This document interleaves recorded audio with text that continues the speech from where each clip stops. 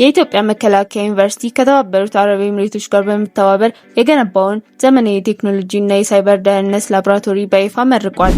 የኢትዮ ቴሌኮም ጠቅላላ ሀብቱን 420 ቢሊዮን ብር ማድረሱንና በበጀት ዓመቱ ታላቅ ስኬት ማስመዝገቡን አስታውቋል።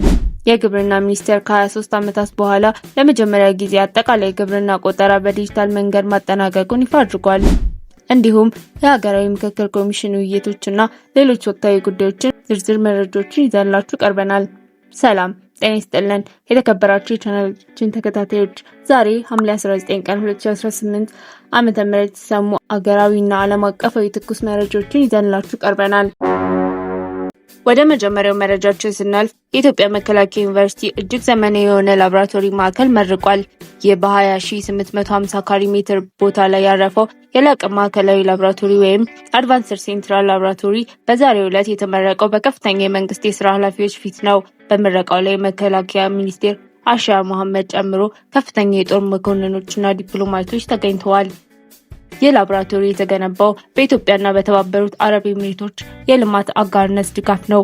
ማዕከሉ በዋናነት በሳይበር ደህንነት ወይም ሳይበር ሴኩሪቲ፣ በአርቲፊሻል ኢንተለጀንስ ወይም ኤአይ፣ በኤሌክትሪክ ኃይል ስርዓቶች፣ በግንኙነት ቴክኖሎጂ፣ በስሪዲ ፕሪንቲንግ እና በሲኤንሲ ማሽነሪንግ ዙሪያ ምርምር ያደርጋል።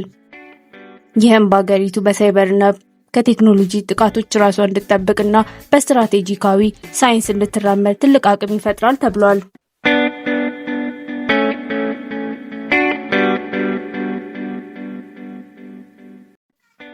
ቀጥሎ የምናገኘው የኢኮኖሚ መረጃ ነው። ብሔራዊ የቴሌኮም አገልግሎት አቅራቢ ኢትዮ ቴሌኮም አጠቃላይ ሀብቱን በ27 በመቶ በማሳደግ 420 ቢሊዮን ብር ማድረሱን በይፋ አስታውቋል። ተቋሙ በ2018 በጀት ዓመት የገቢ እቅዱ ላይ ማሻሻያ በማድረግ መስራቱን የገለጸ ሲሆን የተመዘገበው ውጤት የአገልግሎት ተደራሽነትንና የዲጂታል ክፍያ ስርዓቶችን ከማስፋፋት ጋር የተያያዘ መሆኑ ጠቁሟል። ይህ የሀብት መጠን ማደግ ተቋሙ በቀጣይ ለሚያደርጋቸው የቴክኖሎጂ መሰረተ ልማት ግንባቶች ትልቅ ፋይናንሳዊ አቅም እንደሚፈጥር የኢኮኖሚ ባለሙያዎች እየገለጹ ይገኛሉ።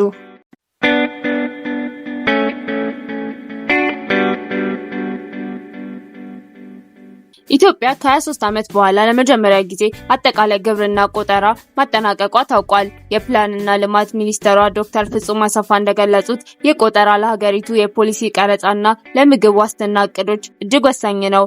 ቆጠራው ሙሉ በሙሉ በዲጂታል ቴክኖሎጂ የታገዘ ሲሆን የሀገሪቱን የስታቲስቲክ መረጃ አስተሳሰብ ዘመናዊ ለማድረግ የተከናወነና ትልቅ ተግባር መሆኑ ተገልጿል። በአዲስ አበባ በተካሄደው 14ኛው የአፍሪካ የፖሊሲ ጥናት ጉባኤ ላይ ሚኒስትሯ ይህንኑ አስመልክተው ንግግር አድርገዋል። የተከናወኑ የልማት ስራዎቻችንና የሪፎርም ውጤቶች ሕያው ምስክር ናቸው።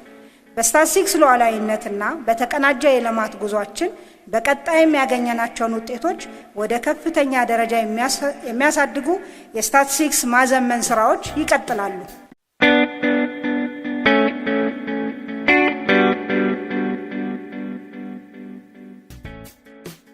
ከሐምሌ 8 ቀን 2018 ዓ.ም ጀምሮ በሀገር አቀፍ ደረጃ እየተካሄደ በሚገኘው የሀገራዊ ምክክር ጉባኤ ላይ አዳዲስ መረጃዎች ወጥተዋል። በውይይቱ ላይ ዝቅተኛ ቁጥር ያላቸው የማህበረሰብ ክፍሎች ሀሳብ ልዩ ትኩረት እንዲያገኝ ማሳሰቢያ ተሰጥቷል። የኢትዮጵያ ሀገራዊ ምክክር ኮሚሽን የአማካሪዎች ኮሚቴ እንደገለጸው በአሁኑ ወቅት ከ350 በላይ አካል ጉዳተኞች በምክክሩ ላይ በንቃት እየተሳተፉ ይገኛሉ። እስካሁን ባለው ሂደት ምንም አይነት የውጭ አካል ጣልቃ ገብነት እንዳይታይበትና ውይይቱ ዲሞክራሲያዊ በሆነ መንገድ እየቀጠለ መሆኑን ኮሚቴው አረጋግጧል።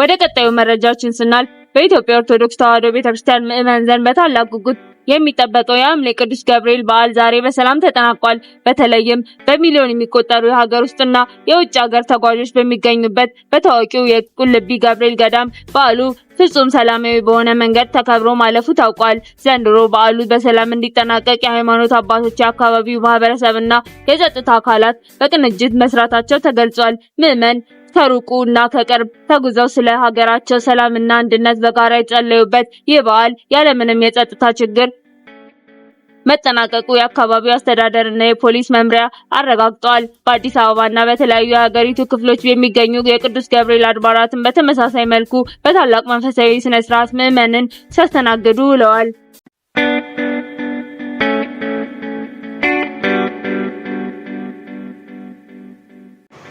በመጨረሻም በሆርቲካልቸር ወይም በአትክልትና በፍራፍሬ ውጪ ንግድ ዙሪያ የመጣውን መረጃ እንመልከት። የግብርና ሚኒስቴር ባወጣው መግለጫ በያዝነው የ2018 ወይም 19 በጀት ዓመት ከ357,000 ቶን በላይ የአትክልት ፍራፍሬና የአበባ ምርቶችን ወደ ውጪ በመላክ $575 ሚሊዮን ለማግኘት ማቀዱን አስታውቋል። ባለፈው ዓመት ከተገኘው ገቢ ውስጥ የአበባ ምርት ከፍተኛውን ድርሻ ማለትም $412 ሚሊዮን መሸፈኑ ይታወቃል። ሀገሪቱ የውጭ ንግድ ጥራትን በማሻሻል በዓለም አቀፍ ገበያ ላይ ያላትን ተወዳዳሪነት ለማሳደግ የሰራች መሆኑ ተገልጿል።